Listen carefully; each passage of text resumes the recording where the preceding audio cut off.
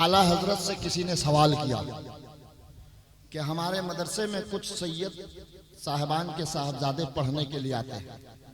लोगों ने आला हजरत से पूछा कि कुछ सादात के बच्चे मदरसे में पढ़ने आते हैं, हिफ्ज करने आते हैं, आलिम का कोर्स करने आते हैं, कारी का कोर्स करने आते हैं, तो अगर उनको सबक याद ना हो तो दूसरे बच्चे को तो हम मारते हैं। दूसरा बच्चा सबक याद करके नहीं आता है तो उसको तो हम मारते पीटते हैं, उसको सजा देते हैं। किसी को कान पकड़ के मुर्गा बेट बना देते हैं, किसी को उठक बैठक करा देते हैं और किसी को छड़ी से मार देते हैं। ये सादात के जो बच्चे हमारे मदरसे में तालीम हासिल कर रहे हैं, क्या इनको भी हम मार सकते हैं सबक अगर याद न करें तो? क्या इनको भी मार सकते हैं? क्या इनको भी कान पकड़वा के उठक बैठक करवा सकते हैं? इनको भी मुर्गा बना सकते हैं? तो आला हजरत ने कहा कि नहीं। देखो ताजीम सैयदों की, सैयदों की ताजीम देखो। आला हजरत ने कहा कि आप ये सोचकर कि ये बच्चा सबक याद करके नहीं आया है, नहीं मार सकते। ये सोचकर कि इसने आज सबक याद नहीं किया है, इसको कान नहीं पकड़वा सकते। ये सोचकर कि आज ये सादात का बेटा, सैयद का बेटा सबक याद करके नहीं आया है तो इसको उठक बैठक करा दे, हरगिज ऐसा नहीं कर सकते। तो असातिज़ा ने पूछा फिर क्या? कहा कि ये सोचकर सादात के बच्चे को आप मारिए ताकि वो सबक याद रखे कि इनके कपड़े पर गर्द पड़ गया है, उसको हम झाड़ रहे हैं। नियत मारने की नहीं होनी चाहिए, नियत मारने की नहीं होनी चाहिए। नियत ये होनी चाहिए कि इनके कपड़े पर गर्द बैठ गया है, उसको हम झाड़ रहे हैं। ये ताजीम बताया सैयदों की आला हजरत। क्या बात है, क्या बात है। वो बदबख्त सैयद होगा, वो बेहुदा सैयद होगा जो अहले सुन्नत वल जमात का फर्द होगा, खानकाहों से मुंसलिक होगा, बुजुर्गान दीन से निस्बत होगी और वो आला हजरत की मुखालफत करेगा। क्या कहा हजरत, वाह वाह वाह वाह, सुभान अल्लाह। आप ये समझते हो कि सिर्फ हम ही को बोलने आता है आला हजरत पर? आला हजरत के ऊपर तकरीर करेंगे तो रात कम हो जाएगी। लेकिन बताना यह है कि आला हजरत ने कैसे सैयदों की ताजीम की। ये अंगूठी आज मैं खासकर पहन कर आया हूं, कभी देखा नहीं होगा मेरी अंगली में। एक सैयद साहब अंगूठी पहने हुए थे, ये तो चांदी की है, वो सोने की अंगूठी पहने हुए थे। आला हजरत के दौर के सैयदजादे हैं, आला हजरत से मुलाकात करने के लिए गए। आला हजरत ने ताजीमन बिठाया, जो भी अपने हैसियत के मुताबिक नाश्ता चाय वगैरह कराया। आला हजरत की अचानक नजर पड़ गई सैयदजादे के इस अंगूठी पर, और वो अंगूठी सोने की थी। आला हजरत के दिल में ख्याल आया, ये सैयदजादे हैं, इनके घर से मुझको इल्म मिला है, हम इनको इल्म नहीं सिखा सकते। इनके घर से मैंने मसाइल सीखा है, इनको मसला हम नहीं बता सकते। अगर हम इनको मसला बता देंगे तो फिर बारगाह रिसालत में अहमद रजा की गुस्ताखी हो जाएगी। अगर इनकी हम तंबीह कर देंगे तो प्यारे मुस्तफा की बारगाह में गुस्ताखी हो जाएगी। अगर हम इनको मसला बता देंगे कि हजरत ये सोने की अंगूठी मर्द को पहनना हराम है, आपके नाना की शरीयत में आला हजरत को इजाजत है, हर आलिम को इजाजत है, हर मुफ्ती को इजाजत है कि अगर कोई सैयदजादे ऐसा काम करे जो गैर शरई हो, जो शरीयत के खिलाफ हो, तो आप उनकी तंबीह कर सकते हैं। लेकिन आला हजरत ने तरीका बताया, उस तरीके से आप उनकी इस्लाह कर सकते हैं।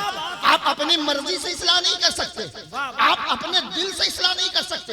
आला हजरत ने जो तरीका बताया, उस तरीके से आपको इजाजत है कि अगर कोई सादात का कदम शरीयत के खिलाफ उठ रहा है तो आला हजरत के मुताबिक आप उसकी इस्लाह करें। क्या बात है, क्या बात है, सुभान अल्लाह। आला हजरत ने कहा, पीरजादे आप बहुत खूबसूरत अंगूठी पहने हुए हैं, बड़ी पसंद आ रही है मुझको।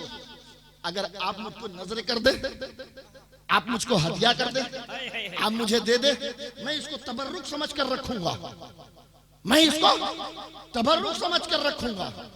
तो तो ये तो खानदान देने वाला, हाय हाय हाय ये खानदान तो बांटने वाला, वाह वाह वाह ये खानदान तो लुटाने वाला, ये तो वो खानदान है कि आज लोगों को इल्म मिल गया तो लोग आलिम अपने आप को कहला रहे हैं।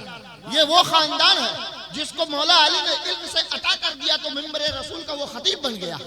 ये तो वो खानदान है कि मौला अली ने इल्म अता कर दिया तो वो मस्जिद का इमाम बन गया। ये तो वो खानदान है कि मौला अली ने अता कर दिया तो वो मदरसे का असातिज़ा बन गया। ये तो वो खानदान है कि मौला अली ने अता कर दिया तो हिंदुस्तान का शोहरत याफ्ता नाथा और शायर बन गया।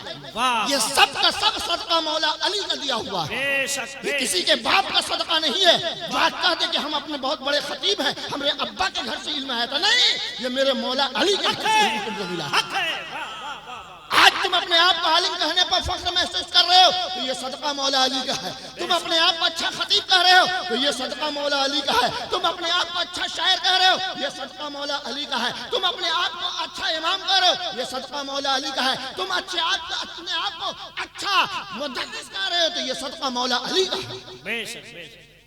जिस घर से इल्म मिला और तुम खतीब बने और आज उसी घर वाले को तुम गालियां दे रहे हो, आज उसी घर वाले को तुम बुरा कर रहे हो, आज उसी के घर वालों से तुम नफरत कर रहे हो। मेरे दोस्तों,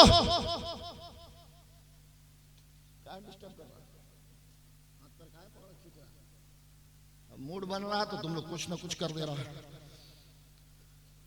तो आला हजरत ने कहा क्या, तबर्रुक समझ के रखूंगा।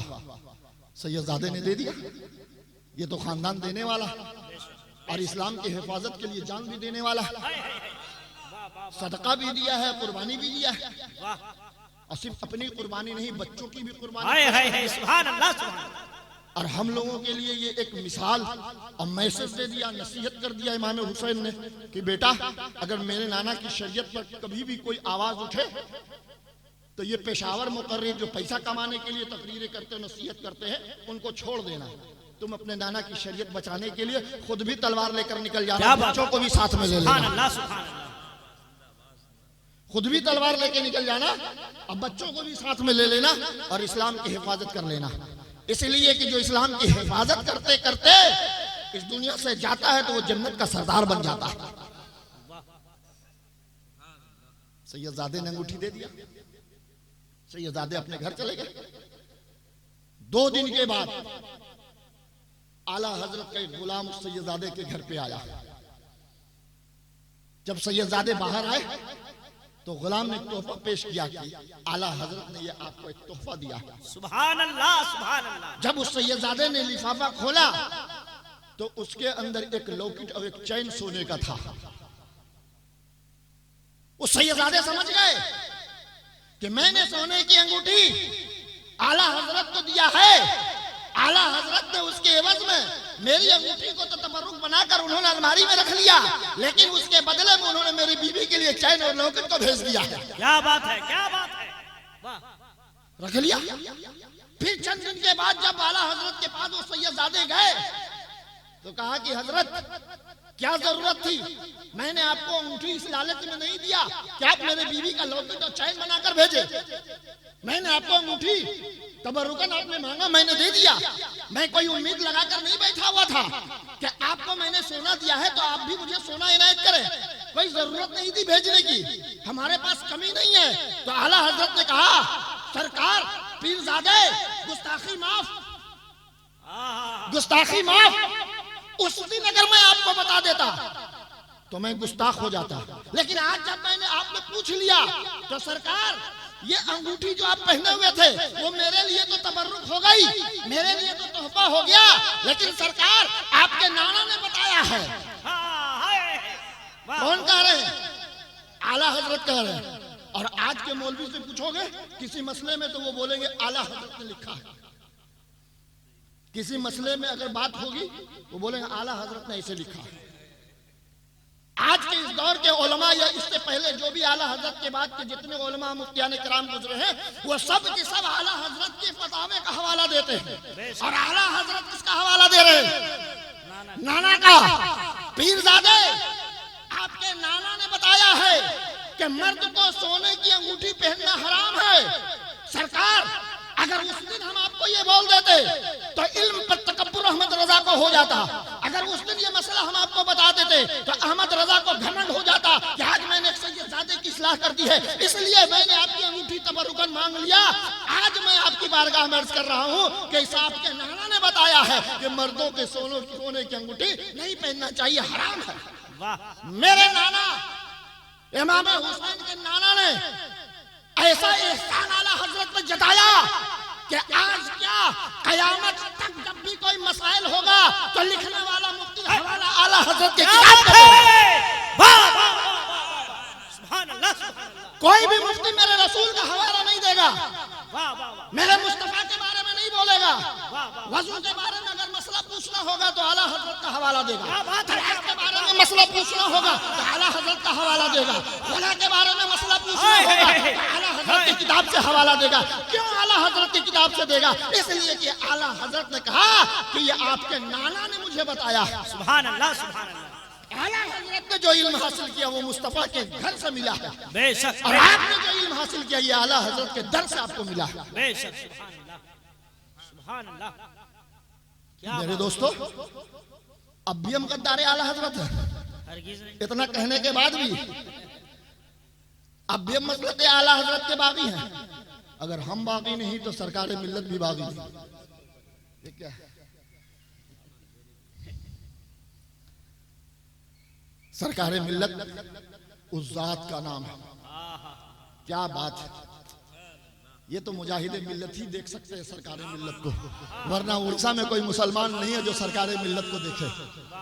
उड़ीसा में कोई मुसलमान नहीं जो सरकार मिल्लत को देख ले। अब एक सैयदजादे को पहचानना, बड़े बड़े को छक्का छूट जाता है पहचानने में।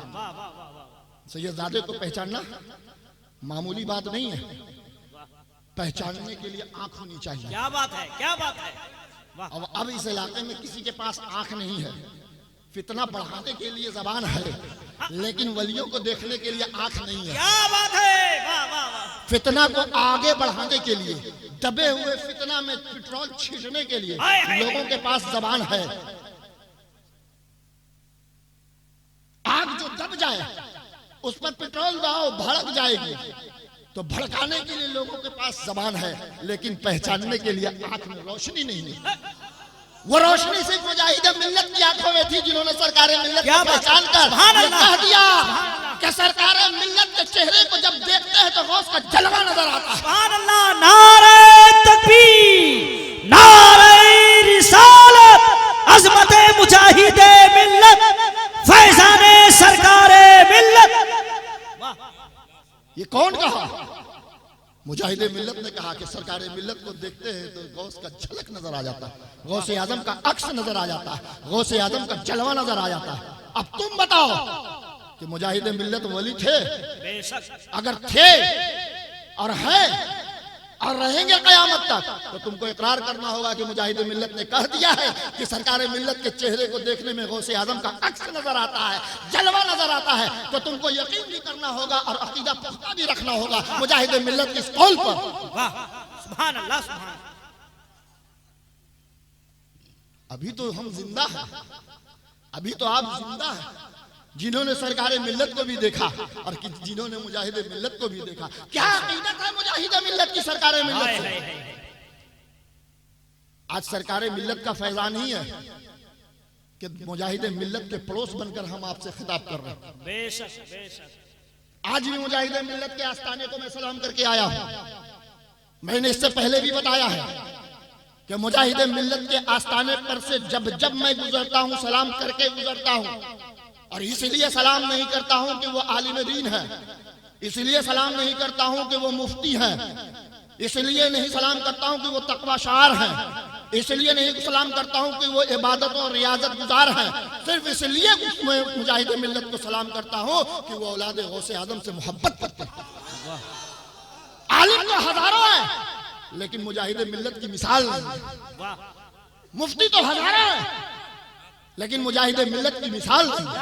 आज के इस दौर में अपने वक्त का अच्छा खतीब जिसको मैंने देखा है कि जात सैयद नहीं है, खानदान मुस्तफा से निस्बत नहीं है, खुद तो तकरीर करने के लिए सोफा सेट पर बैठता है और औलादे गौस और अगर कोई सैयदजादे होता है तो उसको नीचे बैठाता है। इसीलिए मैं कह रहा हूं कि मैं आलिम समझकर मुजाहिद मिल्लत को सलाम नहीं करता हूँ, मैं मुफ्ती समझकर मुजाहिद मिल्लत से मोहब्बत नहीं करता हूँ, इसलिए मोहब्बत करता हूँ। उन्होंने गौसे आदम से मोहब्बत किया, औलादे गौसे आदम से मोहब्बत वाह किया। वाह वाह वाह, सुभान अल्लाह। अगर मुजाहिद मिल्लत चाहते तो कभी अपना इमामा नहीं बिछाते सरकार मिल्लत के लिए। वाह वाह वाह वाह वाह। क्यों बिछाएंगे? सरकार मिल्लत सैयद है, होते रहे, हम आलिम हैं। सरकार मिल्लत औलादे गौस है, होते रहे, हम मुफ्ती हैं। हम अपने वक्त काबिल जी सलाहियत आलिम है, हम अपने वक्त के बेहतरीन खतीब हैं, हम अपने वक्त के बेहतरीन मुकर्रिर हैं। ठीक है, ये औलादे गौसे आजम है, ठीक है, मुस्तफा के खानदान से हैं। आ जाइए, एक साथ दोनों कुर्सी पर बैठ जाते हैं। लेकिन मेरे मुजाहिद मिल्लत की वो आंख थी, और आंख के अंदर वो रोशनी थी जो गौसे आजम का जलवा देख रहे थे। सरकार मिल्लत सुभान अल्लाह, सुभान अल्लाह। वाह। कदमों को चूमा। अरे कदम चूमना तो आसान है, ये तो गुलाम सरवर भी चूम लेंगे, ख्वाजा गुलाम सरवर भी चूम लेंगे। कदम चूमने में कोई कबाहत लोगों को नहीं महसूस होती है। सैयदजादे हैं, कदम चूम लिया, कोई भी चूम लेगा। लेकिन कमाल तो तब होता है जब सरकार मिल्लत के दरवाजे पर एक सीमेंट का बोरा टंगा हुआ होता है, जिसकी कोई हैसियत नहीं, जिसकी कोई हकीकत नहीं, जिसकी कोई कीमत नहीं। वाह वाह। वो सीमेंट का बोरा 3 रुपए में मार्केट में मिलता है। कमाल तो वो है मुजाहिद मिल्लत का, अकीदत तो वो है मुजाहिद मिल्लत की, इश्क तो वो है मुजाहिद मिल्लत का। कि देखो, कदम तो सब चूमते हैं, तुम भी चूमते हो, ये उलमा भी चूम लेते हैं, शोरा भी चूम लेते हैं। मैं कोशिश करता हूं कि मेरा कदम कोई न चूमे। ये उलमा है, ये शोरा है, ये नकीब है, दस्तबोसी कर ले, कदम तक ना पहुंचा, लेकिन इनकी अकीदत है कि कदम चूमने के लिए झुक जाते हैं। 3 रुपए का बोरा है। कितनी कीमत है एक सीमेंट के बोरे की? 3 रुपए की। और वो कहां टंगा हुआ है? सरकार मिल्लत के रूम के दरवाजे पर। हजारों रुपए मीटर वाला भी कपड़े का पर्दा टांगा जा सकता था सरकार मिल्लत के दरवाजे पर, लेकिन सरकार मिल्लत ने कहा नहीं, जितने की जरूरत है उतने ही रुपए वाला पर्दा टांगा। मुजाहिद मिल्लत आ गए, मस्जिद के अंदर गए। सरकार मिल्लत उसूल के बहुत पाबंद, डिसिप्लिन के बहुत पाबंद। उसूल उनका कानून बना हुआ है। आज उलमा, कुछ उलमा, चंद उलमा सरकार मिल्लत से नफरत इसलिए करते हैं कि कई बार हम लोगों ने कोशिश किया, मुलाकात नहीं हो सकी, तो सरकार मिल्लत का फरमान था कि हमसे मिलने के लिए मेरे उसूल के मुताबिक आना होगा, मेरे बनाए हुए दस्तूर के मुताबिक आना होगा। हमारे मिलने का वक्त सुबह 6 बजे से दिन के 9 बजे तक है। आप आ जाइए, जहां आपको जगह मिले वहीं लाइन में आप खड़े हो जाइए। हमें किसी मुफ्ती से मिलने से कोई गुरेज नहीं है, हम सबसे मिलना चाहते हैं और सारे को अपनी बात बताना चाहते हैं। लेकिन मेरे बनाए हुए दस्तूर के मुताबिक आइए, हम आपकी इज्जत भी करेंगे, हम आपकी ताज़ीम भी करेंगे, हम आपको नाश्ता पानी भी पिलाएंगे और आपके हर किए हुए सवाल का जवाब भी देंगे। सुभान अल्लाह, सुभान अल्लाह। कई उलमा गए, शौक पैदा हुआ, जाकर लाइन में लग गए। 10-15 आदमी के बीच में कुछ उलमा यूपी से आए थे जानने के लिए सरकार मिल्लत की, देखने के लिए। 10-15 आदमी के बीच में उनकी लाइन लगी। अब सरकार मिल्लत की लाइन लगी हुई है, कदमबोसी तो कराना नहीं है, वो तो तावीज का मामला है। एक मरीज को देखने में 10 से 15 मिनट लग रहा है, 10 मिनट लग रहा है, तो 100 मिनट का कितना घंटा बना? अगर एक मरीज पर 10 मिनट गया तो 10 मरीज को देखे तो कितना घंटा गया? 100 मिनट 2.5 घंटा हो गया होगा, 60-60 120 है ना, 2 घंटा। अब 2 घंटे से आए हुए यूपी के कुछ उलमा लाइन में लगे हुए, उनकी अकीदत है, उनकी मोहब्बत है कि आज जब हम आए हैं तो सरकार नसीम अख्तर कादरी से मुलाकात करके जाएंगे। जो इनके बारे में जो अफवाहें हैं आज इनसे मुलाकात करके पता चल जाएगा और आज मसले का हल निकल जाएगा। लेकिन जिन लोगों ने बुझे हुए आग पर पेट्रोल डालने का काम किया, उन्होंने सरकार मिल्लत को फोन कर दिया और कहा कि आपको समझ में नहीं आता, ये यूपी से आए हुए उलमा लाइन लगाए हुए हैं और आप इनको 2 घंटे से लाइन में खड़ा किए हुए हैं। आप इन लोगों को बुलाकर इनसे मुलाकात क्यों नहीं कर लेते? सरकार मिल्लत ने कहा कि यूपी से आने वाले उलमा हो या दिल्ली बम्बे से आने वाले उलमा हो, नसीम अख्तर का उसूल और कानून और दस्तूर के मुताबिक आएंगे तो हम उनसे मिलने के लिए राजी हैं, वरना उन उलमा को कह दीजिए लाइन से निकलकर अपने घर चले जाए। जब उनकी बारी आएगी तभी नसीम अख्तर उनसे मुलाकात करेगा। इधर पेट्रोल छिड़कने वाले शख्स ने सरकार को गुस्सा दिलाया और उधर उन उलमा को फोन करके बता दिया कि आप बेकार लाइन में लगे हुए हैं। सरकार मिल्लत ने कह दिया मैं किसी आलिम से नहीं मिलना चाहता। देखो, इधर कहा कि आप मिलते नहीं हैं, उधर कह दिया मिलना नहीं चाहते। कुछ उलमा बदजन हो गए, कुछ उलमा बदजन हो गए कि ये तो उलमा के खिलाफ रहते हैं, लेकिन साजिश करने वाला साजिश में कामयाब हो गया। लेकिन जो भी उलमा सरकार मिल्लत के करीब थे, मैं भी बहुत करीब रहा हूं। मौलाना नूर मोहम्मद साहब गुजी दर्रा के बहुत करीब रहे, उनके कातिब थे। जी जी जी। सरकार मिल्लत के कातिब मौलाना नूर मोहम्मद साहब बंगाल के उलमा आते थे, बिहार के उलमा आते थे, बड़ी मोहब्बत और शफकत से पेश आते थे। क्या बात है, ये उनका अखलाक था। अब सुनो मुजाहिद मिल्लत, 3 रुपए का बोरा टंगा हुआ, खादिम से पूछा सरकार से इजाजत मांगो, गुलाम हबीबुर रहमान आया है। सुनो, अब तो हम आएंगे तो बोलेंगे सरकार से बोलो फला जगह के मुतवल्ली आए हैं मिलने के लिए, ताकि सरकार से बोलो फला जगह के पीर साहब आए हैं मुलाकात करने के लिए। अब हमारे पास कोई आए कहे फला जगह के पीर साहब आए तो चलो भाई जल्दी से मिल लेते हैं, लेकिन वो तो सरकार मिल्लत है। जिसने दुनिया को छोड़ दिया उसी को वली कहते हैं। जिसने दुनिया की दौलत को लात मार दिया उसी को वली कहते हैं। क्या बात है। आज जिसने अपने आप को चार दीवाली के अंदर 20 साल तक कैद कर लिया उसी को वली कहते हैं। जिसने अपनी जिंदगी के सारे ऐशो आराम को तर्क कर दिया, छोड़ दिया, उसी को वली कहते हैं। सोकर देखो चटाई पर सरकार मिल्लत से बराबरी करने वालों, 1 महीना चटाई पर सोकर देखो, इस जाड़े के मौसम में समझ में आ जाएगा सरकार मिल्लत और तुम में कितना फर्क है। वो तो पूरी जिंदगी कभी हॉस्पिटल में नहीं गए, तुम 4 दिन में हॉस्पिटल पहुंच जाओगे। तो जो वली होता है उसको ठंडक नहीं लगती, इसलिए कि वो रब की रहमत के साये में जिंदगी गुजारता है। क्या बात है, वाह वाह वाह वाह। हमें तो ठंडक लगती है, आपको तो ठंडक लग रही है, जैकेट स्वेटर सब पहने हुए हैं, लेकिन जो वली होता है जिसने अपनी जिंदगी को रब की रजा के लिए वक्त कर दिया, फिर उसकी जिंदगी की जमानत खुद रब ले लेता है। ठंडे में सो रहा है तो ठंडा ना लगे, गर्मी में सूरज की रोशनी में बैठा हुआ है तो सूरज की रोशनी इसको नुकसान न पहुंचा सके। क्योंकि रब के लिए वो जी रहा है तो रब भी उसकी हिफाजत करता है। कुछ वक्त ज्यादा हो गया था, खैर 10 मिनट ज्यादा नहीं। कहो सरकार से कि गुलाम हबीबुर रहमान आया।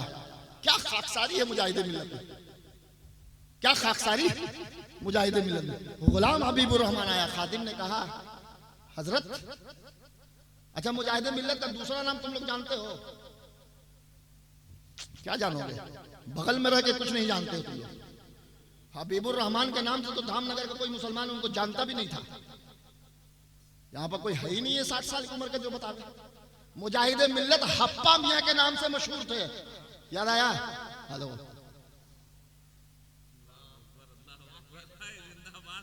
अरे आज तो हम आए थे जो सरकार मिल्लत का नसबनामा ढूंढ रहे हैं उनका नसबनामा बताने के लिए, लेकिन इस बार छोड़ दिया, अगली बार नहीं छोड़ेंगे।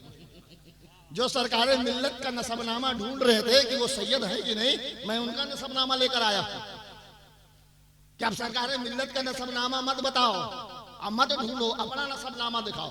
अभी एनआरसी चला था ना, तो एनआरसी में अब आप लोग के यहाँ ऐसा हुआ कि नहीं, हमारे यहाँ इंडिया में क्या हुआ कि हर मुसलमान के दरवाजे पर लिखा गया हिंदुस्तान में रहेंगे कागज नहीं दिखाएंगे।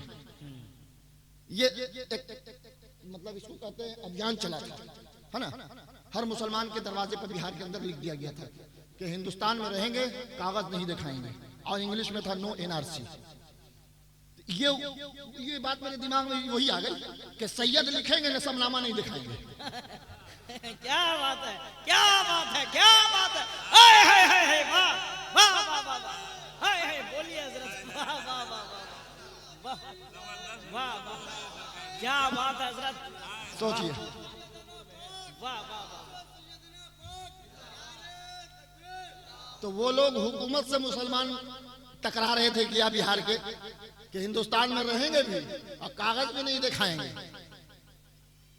तो मेरे दिमाग में ये सवाल पैदा हो गया कि सैयद लिखेंगे भी और नसबनामा नहीं दिखाएंगे तो हम मानेंगे कैसे नसबनामा? अरे हम तो चाहते हैं कि पूरा दुगलो सैयद बन जाए ताकि इतने लोगों से मेरी रिश्तेदारी हो जाए। हम भी कहने लगे कि हम भी 5% हिंदुस्तान के अंदर हो गए हैं, सैयदों की तादाद हिंदुस्तान के अंदर इतनी हो गई है, हम तो चाहते हैं कि मेरी बिरादरी में इजाफा हो, लेकिन तुम मेरे खानदान पर मेरे नसबनामा को ढूंढोगे तो फिर हम तुम्हारा नसबनामा भी दिखा देंगे दुनिया वालों को। और एक बार ऑन कैमरा बोल दिया नसबनामा तो जिंदगी भर के लिए तुम खारिज हो जाओगे। अब सोचो मुजाहिदे मिल्लत का तो कोई बेटा ही नहीं था। अब मुजाहिदे मिल्लत की कोई बेटी नहीं। क्या बात है? अब मुजाहिदे मिल्लत के एक भाई थे मुजीबुर रहमान, उनको भी कोई बेटा बेटी नहीं। तो लोग बोलते हैं कि मुजाहिदे मिल्लत का औलाद नहीं इसलिए अब्दाल। तो मुजीबुर रहमान साहब को भी अब्दाल बोलोगे ना आज से सब कोई? अभी मैं पोस्ट पढ़ रहा था कि किसी बुजुर्ग ने लिख दिया कि जो लावल्द है वो अब्दाल है, तो उनके भाई को भी अब्दाल बोलो मुजीबुर रहमान साहब को। ये कुदरत का क्या निजाम था। अल्लाह एक बेटा दे देता मुजाहिदे मिल्लत को तो आज हमारा राब्ता उनसे कायम रहता। क्या बात है, सुभान अल्लाह, सुभान अल्लाह। मुजाहिदे मिल्लत का राब्ता सरकार मिल्लत से था, मुजाहिदे मिल्लत के साहबजादे का राब्ता आबिद कादरी से हो जाता। क्या बात है, क्या? हम उनका हाथ चूमते, मेरा हाथ चूमते, हम तकरीर करते या वो तकरीर करते, हम दुआ करते, एक स्टेज में दोनों होते तो कितना खूबसूरत होता। लेकिन ये रब का निजाम है, दुनिया वाले को अल्लाह को बताना है कि जो अल्लाह का वली होता है लोग उसकी मुखालफत के लिए खड़े होते हैं। अगर मुजाहिदे मिल्लत को हम बेटा दे देते तो मुखालिफ कैसे पैदा होता? अगर मुजाहिदे मिल्लत को हम औलाद दे देते तो फिर सरकार मिल्लत के खिलाफ आवाजें बुलंद करने वाला कौन होता? तो रब ने मुजाहिदे मिल्लत को इसीलिए औलाद से नहीं नवाजा, लेकिन होना चाहिए था। जैसे जोड़ी मुजाहिदे मिल्लत और सरकार मिल्लत की थी वैसी जोड़ी हमारी और उनकी होती, फिर तो इस उड़ीसा पर सुन्नियत का झंडा गड़ता। क्या बात है, और नफरत दूर दूर तक नजर नहीं आती। जहां जिधर देखते हो सिर्फ लोग मोहब्बत करने वाले मिलते, कोई नजर चुरा के भागने वाला नहीं मिलता। लेकिन ये नसीब है, रब जिसको चाहे औलाद से नवाज दे जी। औलाद भी बहुत बड़ी नेमत है, अब बीवी भी नेमत है, दौलत भी नेमत है, इज्जत भी नेमत है, इल्म भी नेमत है, ये सारी चीजें नेमत है। और ये भी सोच लीजिए कि अगर आपको कोई ओहदा मिल गया, ये मुश्ताक साहब जो बैठे हुए हैं, ये देखिए इनको एक ओहदा मिल गया, ये इस इलाके के सरपंच है, ये भी एक नेमत है। किसी को कोई ओहदा मिल गया वो नेमत है। आप किसी खानका के मुतवल्ली बन गए, ये नेमत है अल्लाह की तरफ से। आप किसी खानका के सज्जादा नशी बन गए, ये नेमत है। आप किसी आस्थाने के झाड़ू कश बन गए, झाड़ू देने वाले बन गए, ये भी अल्लाह की नेमत है। झाड़ू देने के लिए तो हजारों लोग हैं, लेकिन रब ने और अल्लाह के वली ने आपको चुन लिया। एक बुजुर्ग के दरवाजे पर आप झाड़ू कशी कर रही है, अल्लाह की नेमत है, एहसान है। लेकिन इस नेमत को सही इस्तेमाल किया जाएगा। ये सरपंच साहब है, इनको ओहदा मिल गया सरपंची का, अब ये सबको धक्का मारने लगेंगे। तो इस नेमत का ये फायदा नहीं उठा रहे, ये नुकसान उठा रहे जी। जो ओहदा मिलता है, जब कोई पोस्ट मिल जाता है तो इंसान की जबानें बंद हो जाती हैं कि हमारे बोलने से किसी को तकलीफ ना हो, हमारे बोलने से किसी को तकलीफ ना हो। तो जिसको भी जो भी नेमत मिल गई है उसको अपनी जबान की हिफाजत करनी चाहिए, अपनी जबान पर लगाम लगा कर रखना चाहिए। यह सोचना चाहिए कि हम ऐसी बात बोले जो हमारी आवाज से किसी को तकलीफ ना पहुंचे। बस ये एक वाकया सुन के बस बात को खत्म करे। वो 3 रुपए के बोरा है ना, बात कहां से कहां चली जाती है। 3 रुपए के बोरा की क्या हैसियत है? अभी तो सड़क पर फेंका हुआ मिलेगा, सीमेंट का बोरा भी अब नहीं बिक रहा है। तो मुजाहिदे मिल्लत ने कहा, कह दो गुलाम हबीबुर रहमान आया है मुलाकात के लिए। खादिम ने कहा सरकार नहीं है, सरकार नहीं है, कहीं गए हुए तशरीफ ले गए। अब देखो ऐसे ही थोड़ी मुजाहिदे मिल्लत से हम मोहब्बत करते हैं।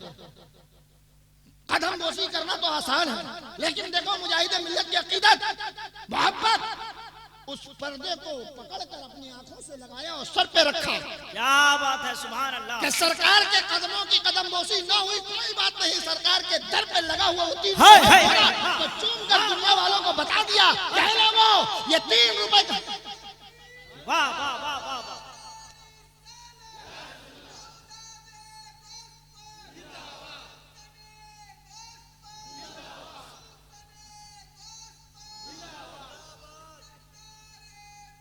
जिंदाबाद,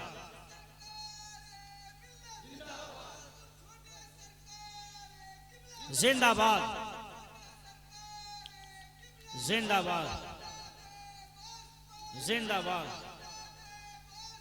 जिंदाबाद। मुजाहिदे मिल्लत ने धामनगर वालों के लिए, मुजाहिदे मिल्लत ने धामनगर वालों के लिए, भद्रक वालों के लिए उस टाट के बोरे को नहीं चूमा, उस 3 रुपए के बोरे को दुबलों वालों के लिए नहीं चूमा, उस 3 रुपए के लटके हुए बोरे को बालेसर वालों के लिए नहीं चूमा, सोरो वालों के लिए नहीं चूमा, धामनगर वालों के लिए चूम कर बता दिया क्या है मेरे धामनगर के लोगों, याद रखो हबीबुर रहमान आया था सरकारे मिल्लत के कदम को चूमने के लिए, लेकिन सरकारे मिल्लत का कदम ना मिला चूमने के लिए, तो उनके दर पे जो लटका हुआ बोरा है उसको हबीबुर रहमान बोसा देकर तुम्हें ये मैसेज देना चाहता है कि सैयदों का कदम चूमने के लिए न मिले कोई बात नहीं, उनके घर पे लगे हुए पर्दे को चूम लो, इसी में तुम्हारी निजात और मग़फ़िरत है। वाह वाह वाह वाह वाह वाह, सुभान अल्लाह। इसलिए मेरे दोस्तों ये कादरिया कमेटी के कुछ बच्चे जो है ना ये भी बहुत चालू और चालाक है।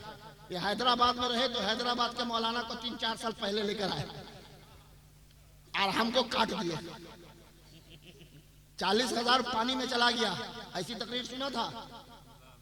याद रखो जलसा करो, जो तुम्हारे सरकार के बारे में बयान करे वैसे मौलाना को बुलाओ, और जो तुम्हारे सरकार के बारे में मनक़बत पढ़े, अहले बैत के बारे में पढ़े, वो शायर को बुलाओ, बाकी को छोड़ दो। पैसा भी दे रहे हो और फिर अपने सरकार के खिलाफ साजिश करवा रहे हो। अब जरूरत नहीं है किसी को बुलाने के लिए। अरे कुरान शरीफ बदल रहा है साले साल, कुरान शरीफ साले साल बदलता है, तो फिर शायर को साले साल, मौलाना को क्यों साले साल आप बदलते हैं? क्यों बदलते हैं? एक ही मनक़बत को हर साल सुनो। अरे मेरे पीर के नाम का पढ़ रहा है, मेरे पीर के नाम से तकरीर कर रहा है, एक ही तकरीर को हर साल सुनो। ये जो मोहब्बत है ना इसमें इजाफा होता जाएगा।